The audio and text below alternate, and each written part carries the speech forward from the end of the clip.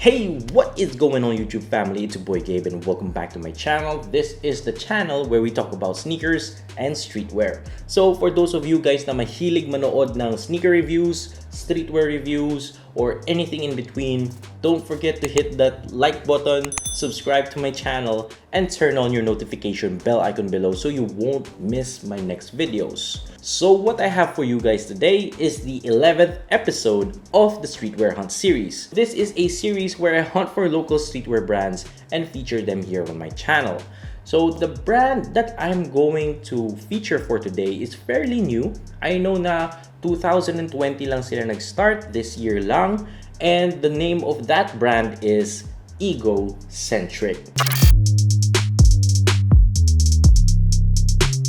So when I first heard that brand name, there's a lot of questions that ran through my mind. So I quickly turned to Facebook and minessage ko yung may-ari ng brand nila.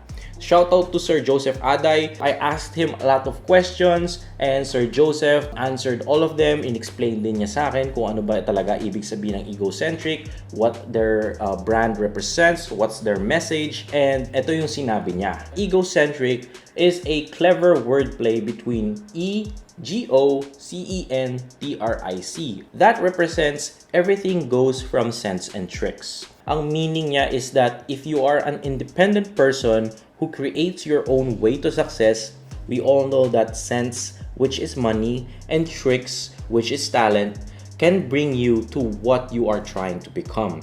So this is definitely a creative take. You guys took a negative word, tapos finlip nyo, and you made it something positive. So that is definitely hard to do. So I commend you for that. So thank you again, Sir Joseph Aday, for answering those questions. And now it's time for us to move on to check out the actual merchandise na pinadala ng Egocentric sa akin. So let's go. So here you go, guys. This is t-shirt number 1 and t-shirt number 2. So dalawa yung pinadala nila sa akin. They also sent over a bunch of stickers. Here you go. So they sent over 1, 2, 3, 4, 5, 6. So yung stickers nila is their logo. So nakalagay dito Egocentric. And medyo nagpe-play on siya sa nangyayari sa mundo ngayon. Yung logo nila has a flu mask on. Ang cool nung take ni dyan. So good job, guys. So Egocentric. So iba't ibang colorway lang. You have the blue, you have the orange, another blue, you have the green one, and you have the pink colorway. So there you go. So yun yung mga sinend nila sa aking stickers. Now let's start off with the first shirt. Here you go, guys, which is alam naman natin kung anong uunahin ko, yung tela. So based on the first feel, yung tela feels good, it feels soft, it feels very comfortable. Hindi siya yung thickest fabric na nahawakan ko na compare dun sa ibang streetwear hunt series ko, but this is definitely a good fabric as well. Pasado siya sa akin. So good job, Egocentric team. Now let's move on to the tag and the neck tape. Neck tape nila is fairly thick. I really like neck tapes na makakapal. Maganda yung neck tape nyo. And you have a printed tag here that has 2XL, Egocentric. You are responsible for your own life decisions. So yun yung nakalagay nila dun sa tag nila, which is here. There you go, guys. Other than that, nandito rin yung washing instructions and wala sila nung actual tag or etiketa. So what I can say about this part is that, alam nyo naman, guys, na if you're watching my Streetwear Hunt series, I am fond of the neck tape na may print. I think dagdag pogi points yun, guys, sa inyo kung tinry nyo din magdagdag ng printed neck tape. So this is just a suggestion sa mga future products nyo. A printed neck tape would definitely bring in that extra pogi point para sa mga susunod nyong release. So yun lang yung pwede ko i-suggest. And now let's move on to the front graphic. So here you go, guys. Ito yung front graphic nila. Nakalagay dito, natural talent, Egocentric, everything goes from sense and tricks. So pagka hinawakan mo yung front graphic, when you put your fingers and you run it through the whole print, mararamdaman mo na naka-emboss yung print. Nararamdaman ko na maganda yung pagka-print dito. Meron lang akong itatanong sa iyo, Sir Joseph Aday. Nakikita ko kasi yung print niya, may mga pinholes na parang hindi siya super solid. Nung tinignan ko yung back graphic, yung art na ginamit niya, yung art style, I feel like baka sadya yung pinholes na hindi siya talaga full. And mamaya makikita natin kung bakit ko sinabi yon. So, let me know, Sir Joseph, kung sinadya nyo talaga yung pinholes. If not, I think that's something that you guys should look into. So, now let's move on to the back graphic. Ito, medyo excited ako dito. Egocentric did not disappoint. Napakaganda ng back graphic ng t-shirt number 1. And I'm excited to show you guys. Here you go, guys. This is the back graphic. So, nakalagay dyan, no one can take it away from me. Tapos, meron silang huge artwork sa likod. And ito yung sinasabi ko sa inyo, guys, na medyo may pagka-vintage yung feel ng artwork nila. So, since bumabalik na ulit ngayon yung mga vintage artwork sa mga t-shirts, sa fashion, and this design is a good take dun sa trend na yun. So, good job, Sir Joseph. Now, let's move on to t-shirt number 2. Here you go, guys. This is t-shirt number 2. Let's look at the fabric.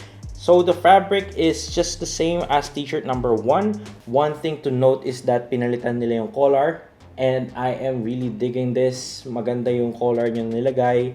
So this is the first shirt that I got from a local streetwear brand na nagpalit ng collar. Yung collar niya is, this is garterized. Hindi ko alam kung magbe-bacon siya in the future, pero it feels like hindi naman. So same suggestion lang din sa first t-shirt. If you guys used a printed neck tape here, it would definitely level up your design. Magdadagdag siya ng pogi points. Other than that, I'm really digging the collar area. And I am excited to see kung ano yung itsura nito pag sinuot ko. But now, let's move on to the front graphic. Here you go, guys. Here's the front graphic and nakalagay chill alone and egocentric. So, pasok na pasok dun sa message ng brand. For me, this is just my own perspective. I would rather chill with the people I love or the people I'm with. Pero I understand na kung ano yung message na pinapadala nyo dito, chill alone. So, definitely, this graphic is good. Maganda yung font na ginamit nyo. Yung print is not like the first one na naka-emboss, pero it feels like it's thick and hindi siya magka-crack or magbi-bleed in the future. Alright, now let's move on to the back graphic. There you go, guys. Yung back graphic nila, definitely another big one. I'm really vibing with the back graphic. It's a juice box and may mga nakalagay na text all over it. So nakalagay, I would rather chill alone than chill with fake people. Oh, okay. So yun pala yung pinaka-message nung nasa front graphic. So basahin pa natin iba.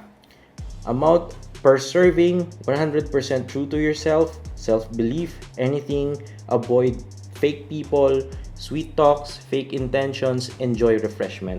100% true to yourself, and chill alone, egocentric, and nakalagay dito, don't chill with fake people, egocentric. Okay, so now that I read the back graphic, so yung sinabi ko dun sa front graphic, definitely this shed some light doon sa ibig sabihin nyo dun sa chill alone.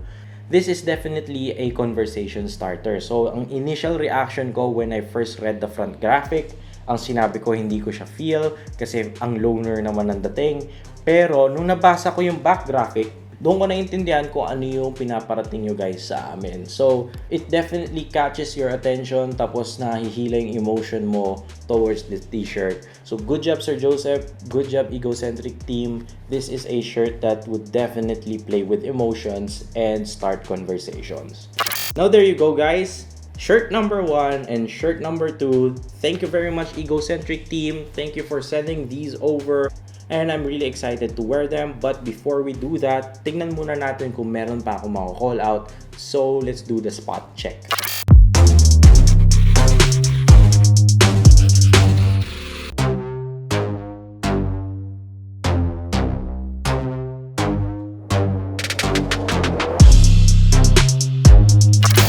Spot check done. So there you go, guys. Dinoble check, then triple check ko na sila and everything is in order. All is good.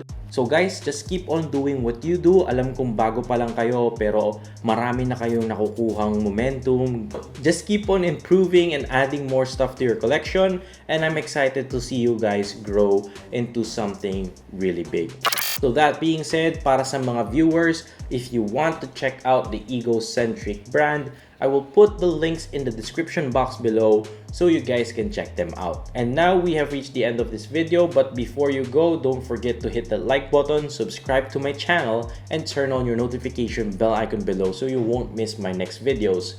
Meron din akong OOTD footage after this, so don't click away. This is your boy Gabe, signing out. Peace.